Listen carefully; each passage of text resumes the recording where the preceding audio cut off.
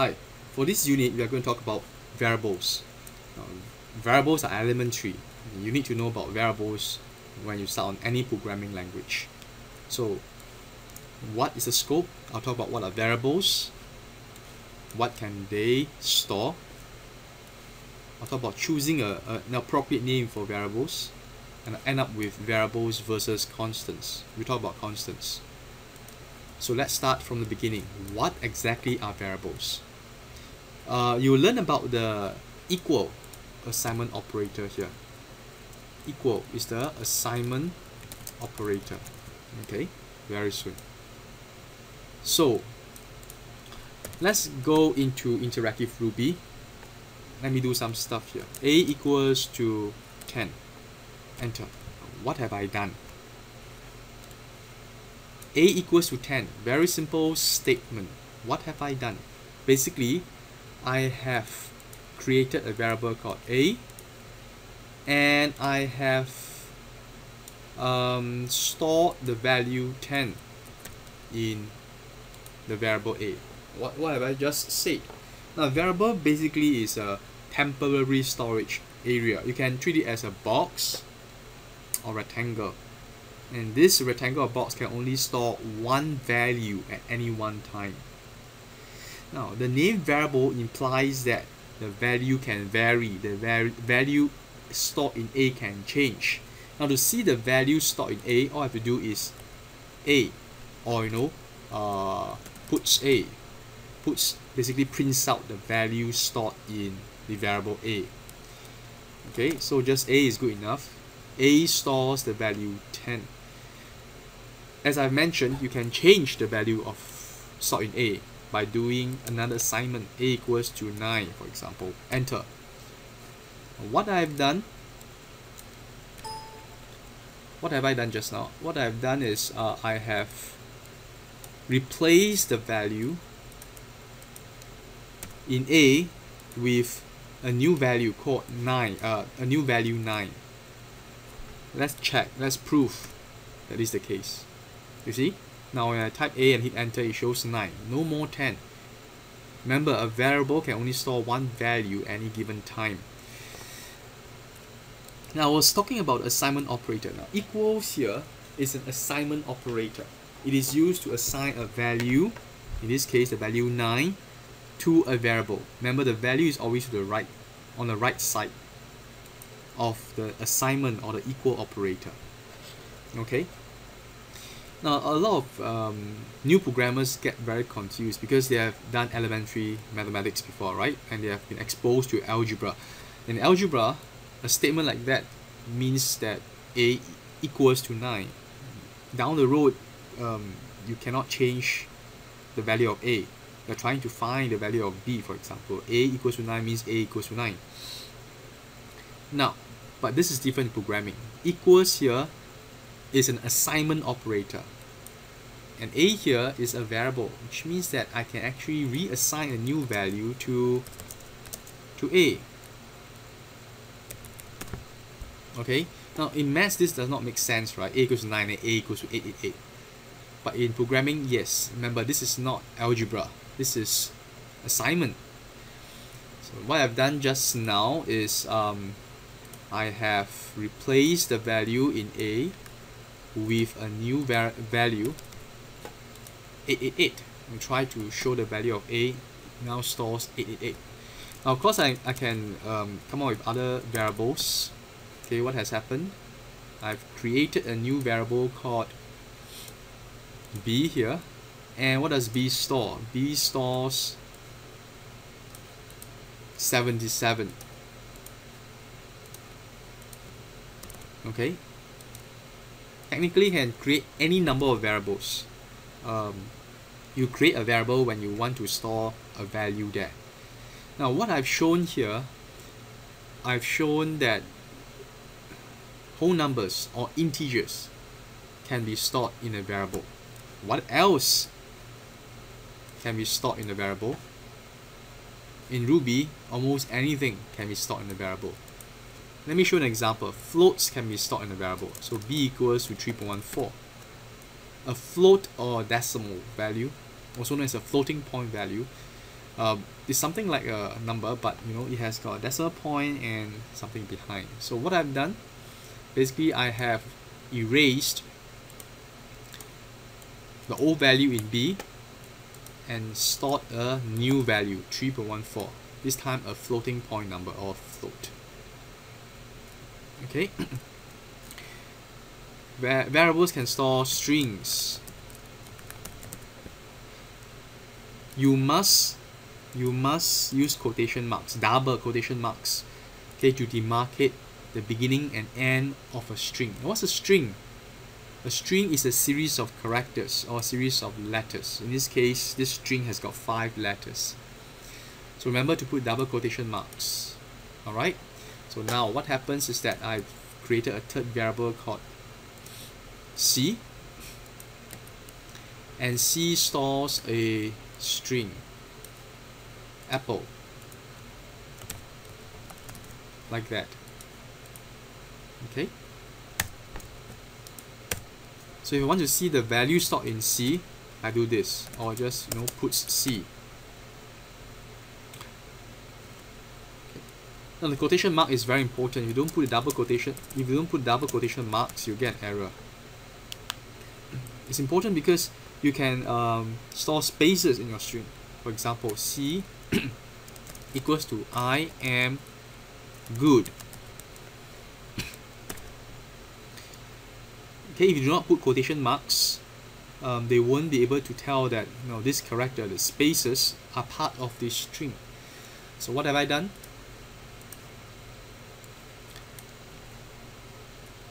Basically, I have created a new value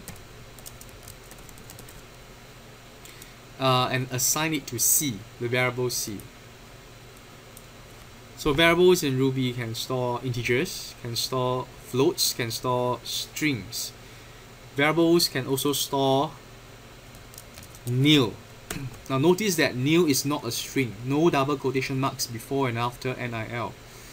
Now nil is a special keyword in Ruby, which means nothing. So what have I done? I've replaced the value with nil. Remember, no quotation marks.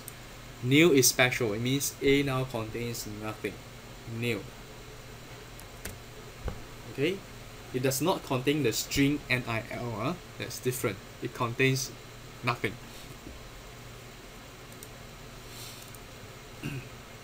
You learn down the road that variables can store any other thing. You can store a picture, you can store a human, you can store anything, any object. Now, by the way I demarcate, the way I draw this is not really the accurate representation of what gets stored in a variable in Ruby. Okay, for those who have done programming before in another language, for example Java or C or C++, now what actually happens is that the variable stores the address of an object.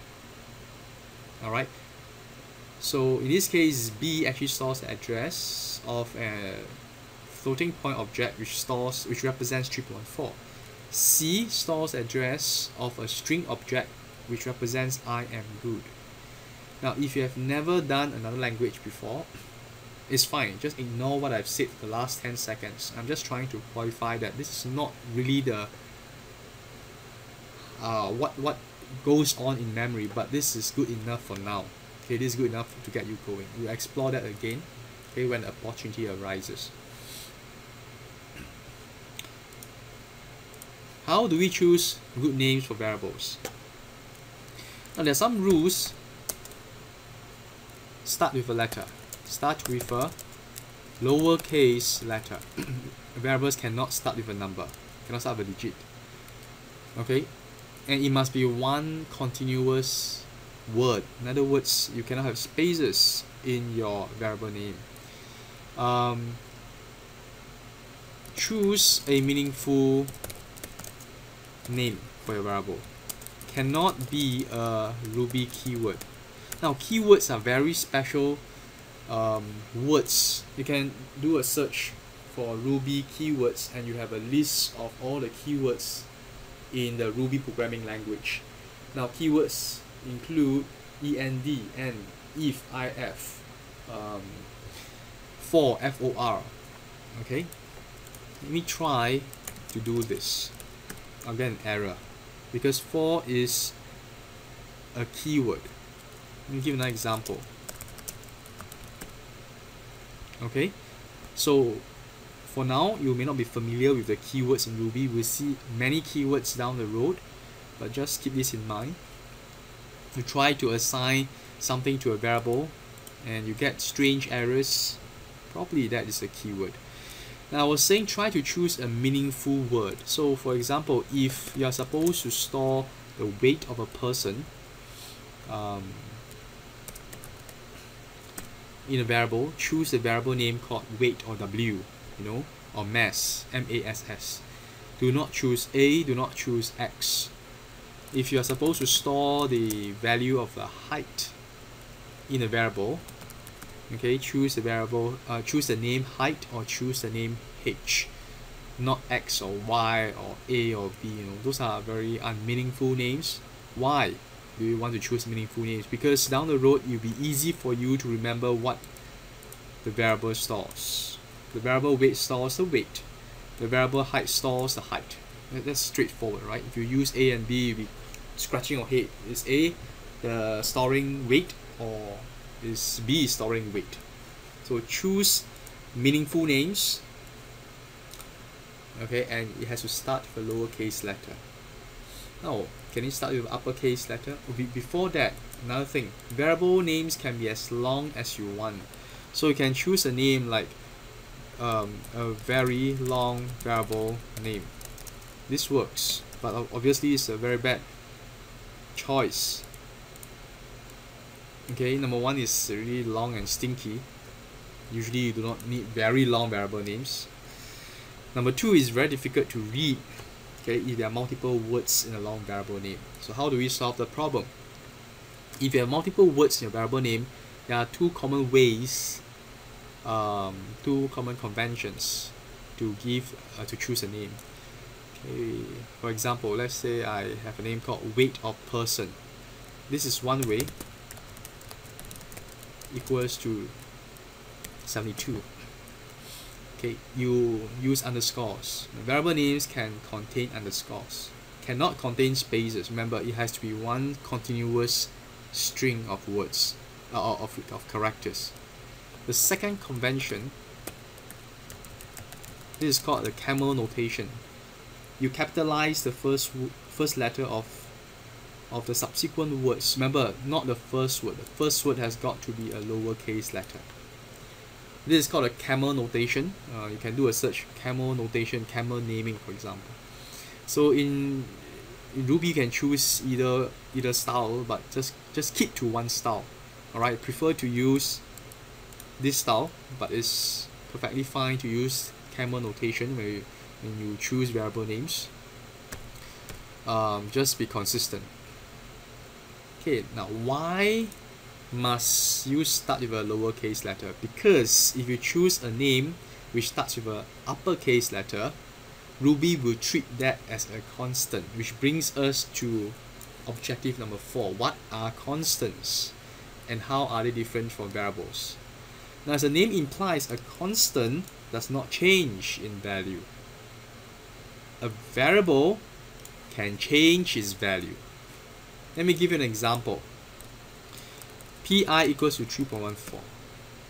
Now, so is pi a variable or a constant? Ruby knows that it is a constant by virtue of the fact that it starts with a capital letter, P.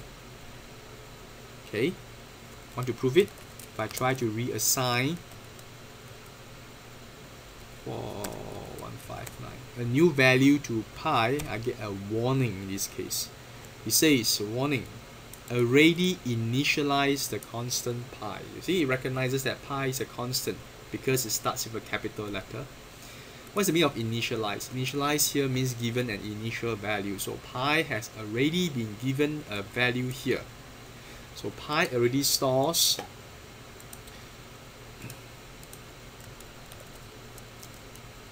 a value. This value in this case was given,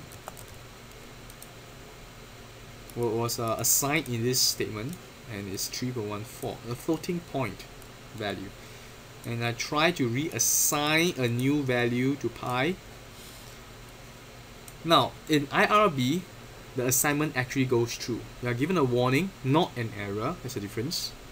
But if you try to retrieve the value of pi, you realize that, hey, Ruby has actually assigned the new value to pi, even though it knows it's a constant, and even though it has given you a warning. Now, if you try to do reassignment, give a new value to a constant in a Ruby program. Okay, I'll talk about programs in subsequent units. You will not get a warning, you get an error. In other words, it won't work. Okay, constants are not meant to be changed. The value of a constant is not meant to be changed. That's why they are called constants. Okay, so if you realize that you are going to store a value into something and that value will never ever change, for example pi or something consistent, name of a person, actually that changes. Okay, pi is a good example. Pi won't change. Or you know, some constants like what is e, stuff like that. Use a constant. If you think that whatever value in that box might change, use a variable. It's as simple as that. Now for constants, you have multiple words in the name of a constant, like weight of statue. Okay, assuming there's no corrosion, the weight of a statue won't change, right? Scientifically, if you bring it to moon, it changes. Probably mass of statue won't change. Okay, you use underscores between the words so that it's easier to read. This is so difficult to read. It works, but bad name for a constant. Okay, because it's difficult to read, right? Weight of statue. This is a common way of naming a constant. Technically speaking, only the first character needs to be a capital letter, but by custom or by convention, we always capitalize the whole word, and we use underscores in between words for easy reading. One thing I want to show you. We have used these variables. As long as you are in the session, the variable will still be there, the value will still be there. Once you exit IRB and get in again, you realize that A and B, they are all no longer there. What I'm trying to say is that once you exit the session, all the variables will be thrown away, be erased from memory, and you get this error saying undefined local variable or method A. I'll talk about methods in another unit. So they're trying to tell you that A is not defined. That means there's nothing in A. You have not used A before, so you get an error. You try to do, print out the value of A, you get the same thing. But once you have given A a value, it works. A stores a value. Okay, so remember that once you exit, that's it. Everything from memory will be dumped. All the variables and constants you have defined will be gone. So I think I've covered everything here. Let's go through. Let's do a quick summary. We talk about variables. What are variables? They're basically temporary storage spaces. You can, at any one time, a variable can only store one thing, one value. We talk about the equal assignment operator. This is called assignment operator. Remember, this is not algebra. We assign a value to a variable like that. Okay, this means assign the value 3 to the variable A. Now, again, if you have used another language such as Java or C or C++, you may recall that in those languages, you need to declare a variable before using it. Ruby, no need. Okay, you do not have to declare a variable before using it. In Ruby, variables do not have types as well, meaning that they can store, any variable in Ruby can store anything. You can store a string, you can store a float, you can store an integer, you can store nil, which means nothing. Okay, and I've shown in my examples just now that you can change the value in A from an integer to a string. There's no problem with that. In other words, if A stores a number, you can always reassign A to store a string. There's no problem with this in Ruby. Okay, so I've seen examples of storing strings, integers, and floats in a variable in Ruby. How do we choose names? Start with a lowercase letter. Cannot be a Ruby keyword. Choose a meaningful name. Use either camel notation or put an underscore between the words if a variable has got multiple words in it. Remember, a variable has to be one chain of characters, no spaces in between. I also talk about constants. And unlike variables, constants start with a uppercase letter.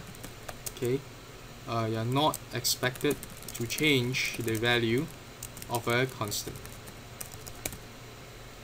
Okay, so if you think that you are going to store something consistent, pi for 3.14 for example, store in a constant, you are going to store something into a box which may, and down the road may change the value of to be stored in a box, right? Use a variable instead.